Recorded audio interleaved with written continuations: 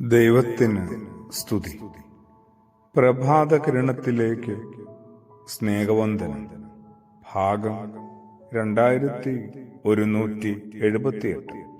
ഇന്ന് ഡിസംബർ മാസം 17-ാം തീയതി 351-ാമത്തെ ദിവസത്തിലെത്തി.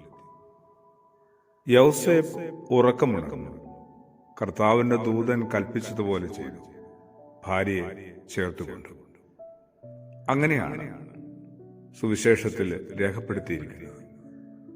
തങ്ങളുടെ സുരക്ഷിതത്വത്തെക്കാളും അഭിമാനത്തെക്കാളും വലുത് ദൈവത്തിന്റെ ഹിതം അനുസരിക്കുന്നതാണ് എന്ന തിരിച്ചറിവ് യൗസേപ്പിനെയും കന്യകമറിയാമിനെയും മറ്റു മനുഷ്യരിൽ നിന്ന് എന്തുമാത്രം വ്യത്യസ്തരാക്കുന്നുണ്ട്.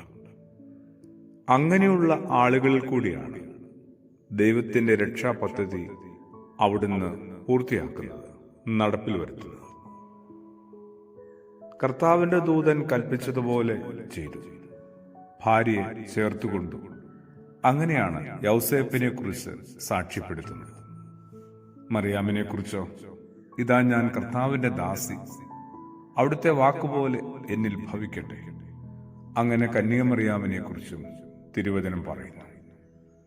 ദൈവത്തിന്റെ ഇഷ്ടം ചോദ്യം ചെയ്യാതെ അനുസരിക്കുന്നവരിലൂടെ ഇന്നും ദൈവം തന്റെ പ്രവർത്തനം തുടർന്നുകൊണ്ടിരിക്കുന്നു. നമ്മുടെ മനോഭാവവും ദൈവിക വിളിയോടുള്ള നമ്മുടെ പ്രതികരണവും എപ്രകാരമാണ്? ഒന്ന് വിലയിരുത്തേണ്ടതാണ്, ഒന്ന് കാര്യമായി അന്വേഷിച്ച് ഒന്ന് ഉറപ്പുവരുത്തേണ്ടതാണ്, ശുദ്ധീകരിക്കേണ്ടതാണ്. കന്യകമറിയാമിനെയും യൗസേപ്പിനെയും പോലെ ദൈവ ഇഷ്ടത്തിന് പരിപൂർണമായി നമ്മെ സമർപ്പിക്കാം.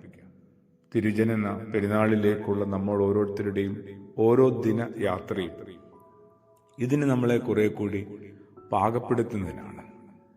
ദൈവനിയോഗപ്രകാരം യൗസേപ്പ് മറിയാമിനെ സ്വീകരിക്കുക മാത്രമല്ല ചെയ്തത്, പിന്നെ പ്രതിസന്ധികളിൽ ദൈവത്തിൽ പൂർണ്ണമായി ആശ്രയിക്കുകയും വിശ്വസിക്കുകയും ചെയ്തതായി തിരുവചനം പറയുന്നില്ലേ? ഹെരോദോസ് രാജാവ് 2 വയസ്സ് താഴെയുള്ള കുഞ്ഞുങ്ങളെയെല്ലാം കൊല്ലാൻ പോകുന്നു എന്ന അറിയിപ്പ് മുഴങ്ങിയപ്പോൾ ദൈവത്തിന്റെ നിയോഗപ്രകാരം ശിശുവിനെയും അമ്മയും കൂട്ടിക്കൊണ്ട് മിസ്രൈമിലേക്ക് പോകുക എന്ന ശബ്ദത്തിന് അനുസരിക്കുന്നില്ലേ യൗസേപ്പ്? അതിനനുസരിച്ച് ആ രാത്രിയിൽ തന്നെ പുറപ്പെടുന്നില്ലേ? ദൈവത്തിന്റെ കരുതലിൽ, ദൈവത്തിന്റെ കണക്കുകൂട്ടലുകളിൽ യൗസേപ്പ് ചോദ്യം ചെയ്യാതെ അനുസരിക്കുകയാണ്. ഹെറോദോസിന്റെ മരണം വരെ അവിടെ പാർത്തു. വീണ്ടും ഇസ്രായേലിലേക്ക് പോകുക എന്ന് ദൂതൻ അറിയിക്കുന്നതനുസരിച്ച് അവിടേക്ക് പോകുന്നു. അവിടെ ഹെറോദോസിന്റെ മകൻ രാജ്യം ഭരിക്കുന്നെന്നറിഞ്ഞ് ഗലീലയിലേക്ക് പോയി.